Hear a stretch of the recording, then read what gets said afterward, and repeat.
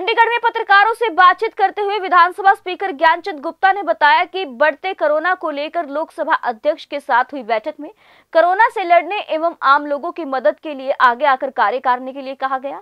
उन्होंने बताया कि पिछली बार की तरह इस बार भी हेल्पलाइन नंबर विधानसभा में बनाया गया है। जिस प्रकार पहले इस हेल्पलाइन नंबर पर दूसरे राज्यों से लोगों के फोन आए थे, उनकी मदद की गई थी, उसी प्रकार इस बार भी ऐसे इंतजाम किए जाएंगे ताकि सभी की मदद की जा सके। ज्ञानचंद गुप्ता ने कहा कि विधानसभा हेल्पलाइन पर सभी आमजन संपर्क कर सकते हैं। अध्यक्ष ने यह भी बताया कि वीरवार को सभी विधायकों की वर्चुअल बैठक ली जाएगी और कोविड पर चर्चा की जाएगी। सभी विधायक अपने अपने सुझाव एवं आ रही परेशानियों को व्यक्त कर सकते हैं ताकि समय पर आने वाली समस्या का हल किया जा सके। वहीं पूर्व काल का विधायक प्रदीप चौधरी को लेकर पूछे गए सवाल के जवाब में अध्यक्ष ने कहा कि अभी कोर्ट द्वारा लगाए गए स्टे पर आदेश को कॉपी नहीं मिली है, कॉपी मिलने के बाद ही कुछ फैसला होगा। आपके माध्यम से या अखबारों के माध्यम से जानकारी मिली है, जब तक कोई फैसले की कॉपी नहीं आती तो कुछ भी कहना ठीक नहीं है। फैसले की कॉपी आने दो, उसके पश्चात उसके ऊपर देख करके निर्णय करेंगे। वैसे जो अभी तक नियम क्या है, अगर सजा पे स्टे हो जाए?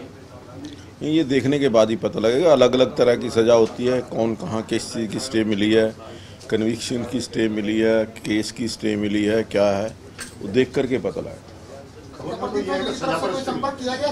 है जी? प्रदीप चौधरी की तरफ से आपसे कोई संपर्क करने की कोशिश? नहीं, अभी तक किसी ने कोई संपर्क नहीं किया। वो फैसले की कॉपी देंगे तो उसके ऊपर विचार करेंगे। हम एक प्रदीप चौधरी जी के अलावा मैं कोई विषय ये जानना चाह रहा हूँ कि जब सजा पे रोक हो जाए, कन्विक्शन पे अगर स्टे हो जाए, हाँ, तो क्या सदस्यता बहाल होती है या नहीं होती है? प्रावधान है सॉरी। यदि कन्विक्शन के ऊपर स्टे होती है तो वो कब से हुई है?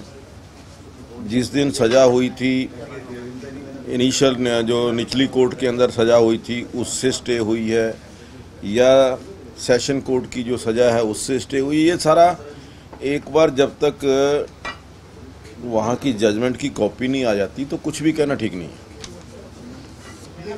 वैसे प्रोविजन बात यह है कि विश्लेषण में कि दोष सिद्धि पर अगर स्टे होगा तभी बहाल हो सकती है, और ये सजा पर स्टे हुआ है।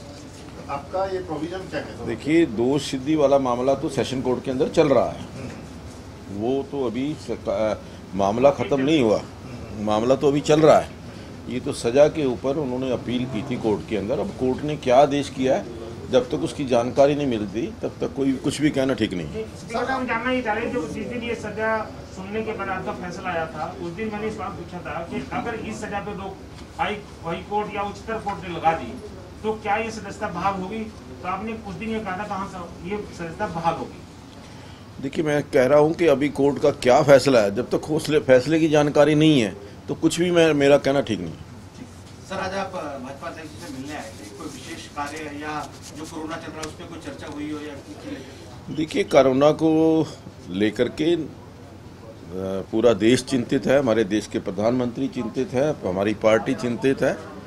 तो उस दृष्टि से कोरोना को कैसे रोका जा सकता है, चाहे वो सरकार स्तर पर है, चाहे वो हमारी विधायिका के रूप में है। हमारे कल ही हमारे आदरणीय लोकसभा के स्पीकर ओम बिरला जी ने एक वीडियो कॉन्फ्रेंस के द्वारा सभी विधायकों को या सभी जो चुने हुए प्रतिनिधि हैं उनको इस कोरोना के प्रति सजग रहने के आदेश दिया है। और एक हमने विधानसभा के अंदर भी कंट्रोल रूम जो है वो स्थापित किया है, ताकि अगर कोई ऐसी जानकारी किसी दूसरे प्रदेश की पूरे देश के अंदर कहीं से भी आती है जहां सहायता की आवश्यकता है, तो वो हम लोकसभा के जो हमारा कंट्रोल रूम है उसके माध्यम से हम आगे उसको सहायता प्रदान कर सकते हैं। विधानसभा के कंट्रोल रूम में कौन फोन करेगा, कौन फोन कर सकता है?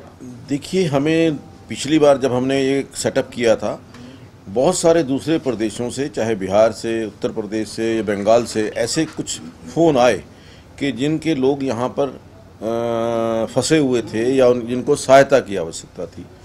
तो हमने उनको ट्रेस आउट करके उनकी हेल्प की और उनको अपने ठीक स्थान के ऊपर पहुँचाया।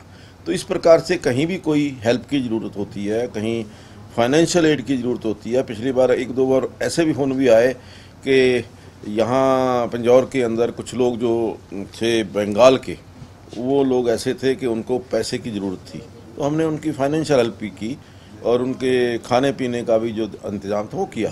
तो इस दृष्टि से पूरे देश से कहीं पर भी संपर्क करने में इससे आसानी रहती है। विधायकों की कोई बैठक लेने जा रहे हैं? वर्चुअल मीटिंग होगी परसों 22 तारीख को, सभी जो विधायक हैं उनसे हम इस कोरोना के बारे में चर्चा करेंगे। ये जो विधानसभा कंट्रोल रूम है, तो इसका मुख्य मकसद तो दूसरे राज्यों के जो लोग यहाँ पर रह रहे हैं, अगर वहाँ के कुछ लोग यहाँ के उनके लिए मदद मांगे तो उसके लिए हरियाणा के लोगों के लिए कोई इसका मकसद है? नहीं, हरियाणा में भी हरियाणा के सभी विधायक हमारे साथ जुड़े होंगे, हमारी विधानसभा के साथ जुड़े होंगे। कहीं पर किसी प्रकार की ज़रूरत है किसी पर्टिकुलर एरिया के अंदर, तो मुझसे बात कर सकते हैं, बात करके हम उसका निदान कर सकते हैं। आपने कंट्रोल रूम स्थापित करने का विधानसभा में किया है। हाँ जी। तो वो प्रवासियों की मदद करेगा या कुछ और दूसरे लोगों? सभी लोगों की कोरोना के मामले में जहाँ पर भी जिसको भी जैसी भी सहायता की जरूरत होगी हम प्रयास करेंगे कि उसको पूरा करें। सर, जैसा कि पड़ोसी राज्य चाहे राजस्थान में लगाए, वहाँ भी लगभग लॉकडाउन लगा दिया गया, कहीं दिल्ली में भी लगा दिया गया। आपका पड़ोसी राज्य पंजाब भी जो है लगभग इसी से ज़्यादा पीड़ित है।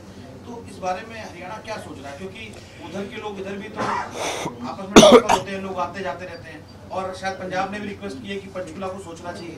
आप कुछ सोच रहे हैं इन चीज़ों को लेकर? देखिए, हर रोज परिस्थिति के ऊपर विचार विमर्श होता है। सरकार ने 17 जो अधिकारी हैं इसकी हर रोज की रिपोर्ट देने के लिए बनाए हैं। अगर ऐसी आवश्यकता होगी तो उसके ऊपर विचार करें। अभी सरकार ने कहा कि हम कोई लॉकडाउन नहीं लगाएंगे और कोई भ्रम में ना रहें, प्रवासी मजदूर भी यहाँ पर भ्रम में ना रहें और कोई दस्ती वाले भ्रम में ना रहें, हम लॉकडाउन नहीं लगाने जा रहे। देखिए, बिल्कुल सही कह रहे हैं आप। सरकार की मंशा ये है कि बिना लॉकडाउन लगाए अगर हमारा कोरोना से लड़ाई लड़ सकते हैं तो हमें लड़नी चाहिए। और मुझे व्यक्तिगत रूप से ये लगता है कि आने वाले समय के अंदर हमें कोरोना के साथ जीना कैसे है, कोरोना रहेगा तो भी हम कैसे ठीक से जी सकते हैं, वो सब प्रिकॉशन रखते हुए, चाहे वो मास्क डाल करके, चाहे वो सोशल डिस्टेंसिंग है या सैनिटाइजेशन है, ये सारी चीज़ें साथ रख करके, इनका प्रिकॉशन लेकर के हमें कोरोना के साथ लड़ाई लड़नी पड़ेगी।